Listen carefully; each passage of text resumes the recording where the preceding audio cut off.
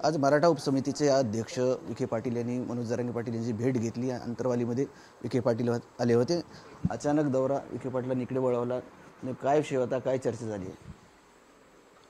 ते तब्येत खराब होती म्हणून भेटायला आले ते पण तर कारण होतंच आणि चर्चेचं पण होतं. असं नाही, मी काय आपण कधी जीवनात खोटं बोलत नाही की हैदराबादचा गॅझेटियरचा JR निघाला आहे आणि त्यांनी अगोदर सांगितलं होतं आपल्याला की बाबा तुम्ही दसऱ्याचा अल्टिमेटम दिला आहे आणि दसऱ्याचं अल्टिमेटम थोडंसं शेतकऱ्यावर संकट येते. ठीक आहे, पटलं ती गोष्ट आम्हाला पण. तर आता मी सांगितलं होतं दिवाळीपर्यंत JR प्रमाणे तुम्हाला प्रमाणपत्राचे वाटप सुरू करावे लागणार. त्या धर्तीवरती चर्चा झाली, करतील आता चालू. मराठा समाजानंसुद्धा जो स्थानिक चौकशी अहवाल आहे शेतूमध्ये तो मिळतो आहे, त्यानुसार अर्ज करणं गरजेचं आहे. मराठा समाजानेसुद्धा ते अर्ज तातडीनं करावेत. मग ते तुमचं कुळ असेल, तुमचं समान आडनाव असलेले असतील, तुमच्या भाऊकीतले असतील, या पद्धतीने स्थानिक चौकशी अहवालानुसार जो शेतूमध्ये मिळतो आहे, वारंवार मी समाजाला सांगतो आहे, त्यानुसार तुम्ही अर्ज करा. त्यामुळे त्यावरती ही चर्चा झाली आणि त्यांनी सांगितलं JR प्रमाणे सविस्तर होणार. मग काय पाहिजे आम्हाला. आणि सातारा संस्थांचं पण सांगितलं की तोही अहवाल स्वीकारा तुम्ही. आता 1 महिन्याचा वेळ घेतला होता, 2 सप्टेंबर ते 2 ऑक्टोबर, 1 महिना पूर्ण होऊन गेला आहे. आणि असं काय काठोरात पकडत नाहीत म्हणलं आम्ही तुम्हाला, लगेच 2 महिने झाले की लावा. आणखीन तुम्हाला अहवालचा अभ्यास राहिला असेल सातारा संस्थांच्या, कोल्हापूर गॅजेटच्या, पुणे गॅजेटच्या आणि अंशांचा राहिला सर आणखीन 4-8 दिवस लागू द्या, पण अहवाल घ्या आणि तो पण JR काढा. ते म्हणले हो, ते पण काढतो. हैदराबाद गॅजेटचा जो JR निघाला आहे त्यानुसार जे म्हणजे नोंदी भेटत आहेत किंवा त्यांना प्रमाणपत्र देण्यात येत आहे, त्याच्यात काही अडचणी येत आहेत, त्या संदर्भात काही बोलणं झालं का? हां, कारण स्थानिक चौकशी अहवाल जो आहे, जी स्थानिक समिती आहे 3 जणांची, त्यात कृषी अधिकारी असेल, तहसीलदार असेल, ग्रामसेवक तलाठी असेल आणि ग्रामसेवक असेल. गावागावात आणखीन मराठवाड्यात त्या पण नियुक्त नाही आहेत. काही बुलढाण्याचा भाग येतो आहे निजाम स्टेटमध्ये, काही सोलापूरचे जवळपास मला वाटतं 70-80 गावं येतात, ते पण घेणं गरजेचं आहे. आणि समित्या पण गठीत करणं गरजेचं आहे गावा लेवलच्या. काही जवळ केल्यात असं म्हणणं त्यांचं, काही जागेवर नाही. तर आम्ही ते आता प्रत्यक्ष फोन लावून त्यांना ते सिद्ध करून दिले. त्याच्यामुळं आता ते तातडीनं आयुक्त साहेबाला त्याला आता त्यांच्या उपसमितीच्या धर्तीवरती ताबडतोब आदेश काढून सांगतील की गठीत करा.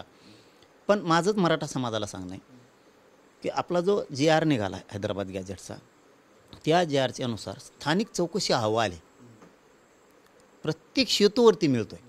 त्यानुसार सगळे कागदपत्र जमा करून कुणबी प्रमाणपत्र मिळण्यासाठी अर्ज करा. तहसीलला करा, तहसीलला नसेल तर तुमच्या गावातल्या तलाट्याकडं, ग्रामसेवककडं करा, कृषी अधिकाऱ्याकडं करा, गावात करा, पण करा.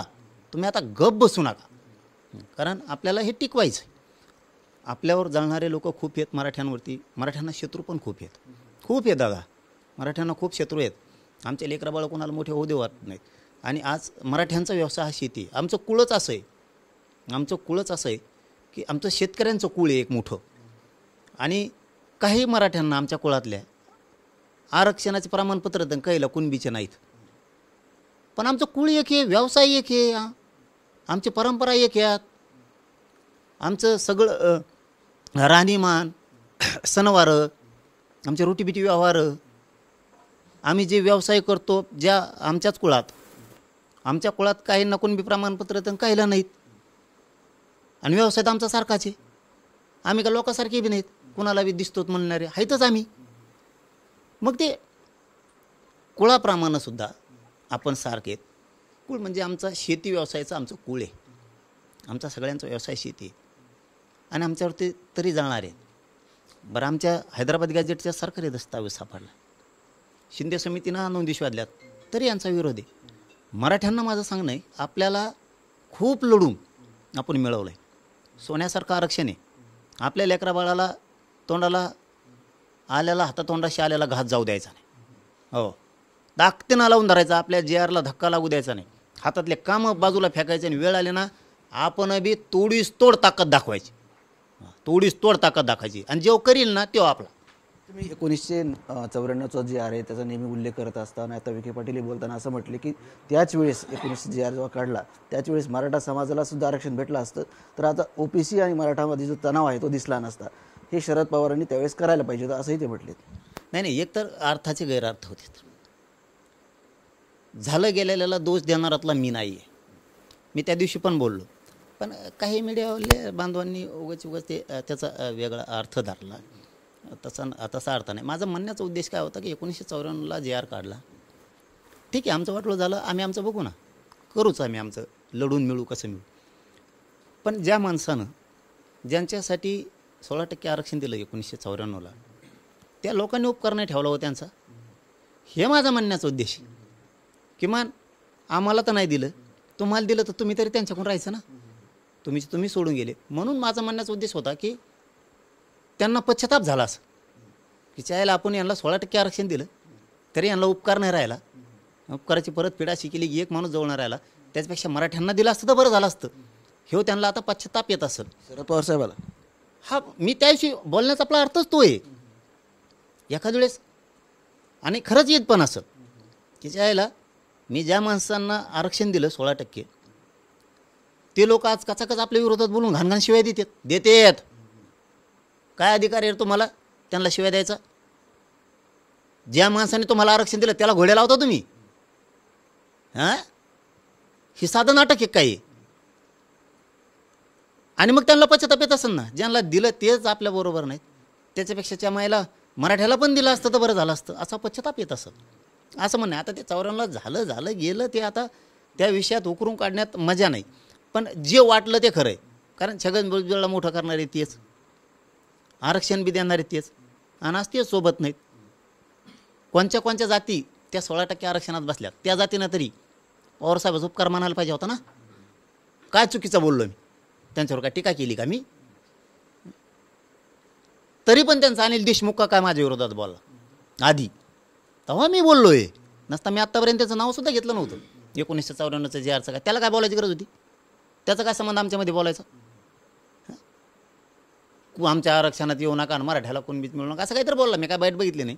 काय गरज त्या अनिल देशमुखला बोलायची? गरज काय त्याला? आम्ही आत्तापर्यंत पवारसाहेबाचं नाव घेतलं का? त्याला काय बोलायची गरज होती? तो बोलला, आम्ही बोललो, आधी आम्ही बोलत नाही.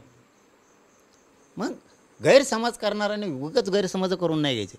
मी आणखीनसुद्धा पवारसाहेबावर टीका केलेली नाही. हां, आणि तुम्ही लई येऊन करायला लागले तर मला मग बाखळा काढावं लागल. मग ते सुद्धा क्लिअर सांगतो. मग तुमच्या इतकं वाखळा गाबाळ मग कोणाकडंच नाही, इतकं माझ्याजवळ आहे. मग आम्ही केलंच नाही. आम्ही फरक सांगितला. हे त्यांच्या कार्यकर्त्यांनी, माकडा मोकडांनी, चिलटं खाणाऱ्यांनी त्या समजून घेणं गरजेचं आहे की मी बोललो आहे का. 1994चा JR काढला, आरक्षण दिलं गेलं, आमचं होतं ते दिलं गेलं आरक्षण. पण ज्यांना दिलं त्यांनी तरी त्यांच्या बाजूने आयुष्यभर राहायला पाहिजे ना.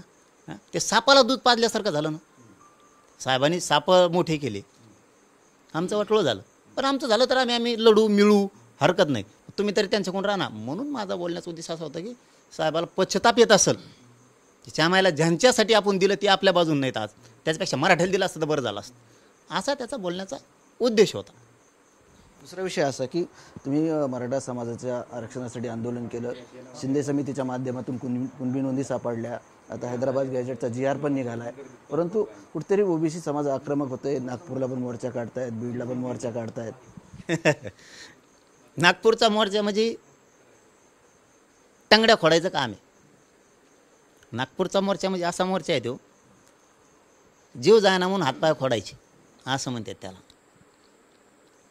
त्याला एक जुनी मनबी मी परवा दवाखान्यात सांगितली, झोपेतून उठला आणि पिठात मुतला असं काम आहे त्याचं. अचानक कुंकून काढून उठला, ओबीसी अरे करीत बसला. गडी गुटगुटीत होता, चिकना चुपट दिसायचा. आता वेगळाच दिसतो, असा निळा पडलाय. आता घेणं नाही देणं काही गरज होती का? ती काँग्रेसचा मोर्चा आहे, ओबीसीशी त्याशी काही संबंध नाही. कारण त्यांना काय हे जवळ आल्यात निवडणुका, बोलायचं ओबीसी कोण तेवढंच मतदान पडन. ओबीसीची अशी फरफट लावली यांनी 4-5 जणांचा आभार यांनी.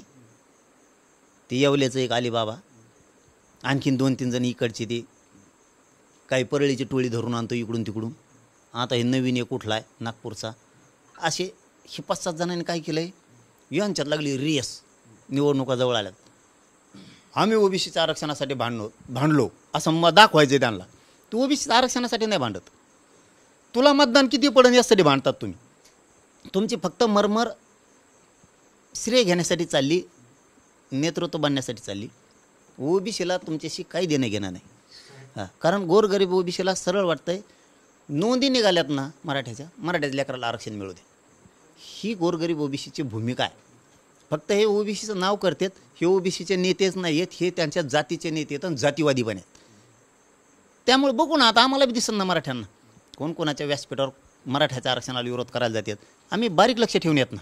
हां, जिल्हा परिषद सर्कलचा कोण जातो, गावागावातला कोण जातो, कोणत्या जातीचा जातो, कोणचा नेता जातो आहे, कोणत्या पक्षात जातो आहे. अजितदादांनी बी त्याला सांगितलं आहे. आता मला वाटतं अजितदादाच्या शब्दाच्या पुढं जाणार नाहीत आता. आज नाराजी पण व्यक्त केली. हां, दादा हे बघा, त्या माणसाला दोष देऊन उपयोग नाही अजितदादाला. हेच नासक्या धावण्याचं आहे. हे हे हे कोबाळे रचित इकडून तिकडून. आता अजितदादाने त्याचं ते काय केलं मला नाही माहीत, झापेले का कानं उघडीले आहेत का कानाच उपटून घेतले त्याचे, ते काय मला माहीत नाही काय झालं ते. पण आता अजितदादाचा शब्द तो मोडणार नाही. पक्षात जर उपकार मानतो, पवार घराण्याचा जर ते उपकार मानतो, अलिबाबा यावल्याचा किंवा अजितदादाचे उपकार मानतो, तर तो मोर्चा घेणार नाही. आता त्यांनी घेतला की मी सांगितलेलं खरं, अजितदादांना संपवण्याचा आणि फडणवीस साहेबाला संपवण्याचा प्लॅन परफेक्ट रचला आहे त्यांनी यावल्याचा अलिबाबानं. कारण तो घेणारच नाही ना. कारण ओबीसीचं आरक्षणाला आमच्यामुळे धक्काच लागत नाही. कारण पहिलेच आम्ही आरक्षणात येत आणि मग आम्ही सोडित नसतो आरक्षण. सोडित तुम्ही किती घ्या रे मनोज जारांगे असं आहे की मग जात मला एकटं पडून देत नाही. हां, त्याच्यामुळं मग मी तुम्हाला मुजीत नाही. मी JR तुम्हाला प्रमाणपत्रच घेतलेलं दाखव, हैदराबादच्या JR प्रमाण. हां, फक्त मराठ्यांनी अर्ज करा. तुमच्या कुळात कुणाकडं प्रमाणपत्र आहे? कारण आपल्या कुळ एक आहे, आपल्या कुळाचा व्यवसाय शेती आहे, आपल्या परंपरा सणवार एक आहेत, आपले सगळे नातेसंबंध एक आहेत, आपण सगळे शेती करतो. त्याच्यामुळं सगळ्यांनी स्थानिक चौकशी अहवाल गावचा यानुसार अर्ज करा. सगळं व्यवस्थित होईल. मराठ्यांनी टेन्शन घेऊ नका. 4 दिवस लेट होईल पण व्यवस्थित होईल सगळं. मी विखे पाटील साहेबाला सुद्धा ते स्पष्टपणानं सांगितलं आहे की मला JR प्रमाणपत्र पाहिजेत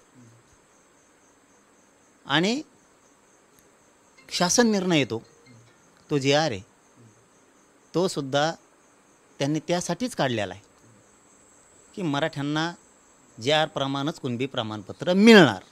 पण सध्या शेतकऱ्यावर संकट होतं असं त्यांचं म्हणणं आहे. मी त्यांना हे सांगताना सांगितलं, शिंदे समितीच्या नोंदी वेगळ्या आहेत, ते याच्यात घुसडू नका. हैदराबादच्या गॅजेटप्रमाणे उदाहरणार्थ त्यांना मी संभाजीनगर आणि जालना जिल्ह्याचं उदाहरण दिलं आहे चर्चेत. कारण आम्ही 1.5-2 घंटे सविस्तर चर्चा केलेली आहे. आता चर्चा करायचं काय राहिलं नाही आणि याच्यानंतर मी चर्चाही करणार नाही असं साहेबाला पण सांगितलं. आणि त्या माणसात आम्हाला प्रामाणिकपणा पण दिसतो. विखे पाटील साहेबात आम्हाला 100% प्रामाणिकपणा दिसतो आहे. 8 दिवसात 15 दिवसात महिनाभरात तो माणूस 100% गोरगरीब मराठ्यांच्या लेकरांचं कल्याण करल असा आम्हाला आत्मविश्वास त्यांच्याबद्दल वाटतोय. ज्या दिवशी वाटणार नाही त्या दिवशी सरकारच्या विरोधात जाणार आपण, ठासून जाणार ते बी. हो, सोडणार नाही. आणि तुम्ही दिलं ना, अरे आम्हाला तरी काय करायचं राजकारणाचं, काय घेणं पडलं आहे आम्हाला. जो देईल तो आमचा आणि समाजाला सुद्धा त्याच भूमिकेत यावं लागणार तर आपण मोठे होतो. जो देत नाही त्याचं मागं पळायचं आणि जो देतो त्याला सोडून द्यायचं, या भूमिकेतसुद्धा नाही आहे. म्हणून मी त्यांना संभाजीनगर आणि जालन्याचं उदाहरण सांगितलं की बाबा पहिला एक जिल्हा होता. गॅजेटियर काय सांगतंय, गॅजेटियर काय सांगतंय, इथं 2.5 लाख लोक होते, 2,54,000 लोक कुणबी होते 1881ला. ती कुठं गेली? जाऊ द्या, आता तिथं 10-12 लाख मराठी असतील. पण 2.5 लाख कुठे आहेत? हे कुणी गायब केले? ते कुठे आहेत? मग तुम्ही काय करा, गॅजेटियरच्या नियमाप्रमाणे आणि आत्ताच्या JRच्या नियमाप्रमाणे 1967चा जो पुरावा देईल, खासरापत्र किंवा काय जे शेतीचा सातबार असेल, हाच माणूस तेवे. अलग लक्षात, हाच माणूस तेवे जो 2.5 लाख लोक आहेत उदाहरणार्थ. तर मग 2.5 लाखाच्या आता एकाला 10, 5, 2, 4 पोरं झाले, संख्या वाढली. पण आता ह्यो कोण संख्या दिली म्हणल्यावर ह्यो कोण? तर 2.5 लाख संभाजीनगर आणि जालन्यात आहेत. जो 67चा पुरावा देईल तो गॅजेटमधला ह्योचे, त्याला प्रमाणपत्र द्यायचं.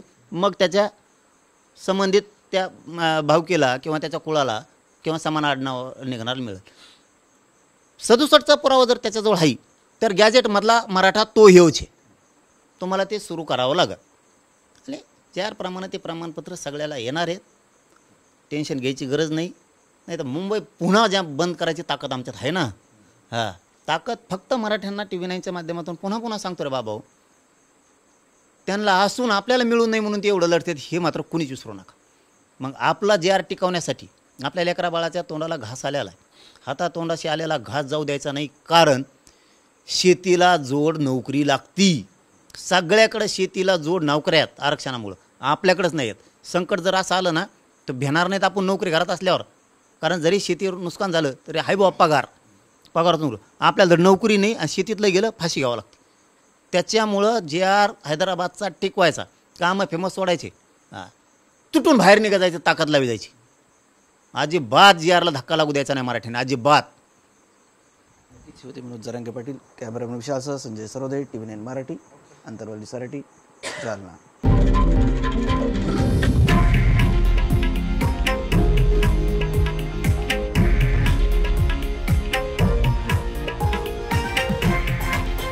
हे आहे देशातील नंबर 1 न्यूज नेटवर्क आणि आपण पाहत आहात TV 9 मराठी, एकमेव.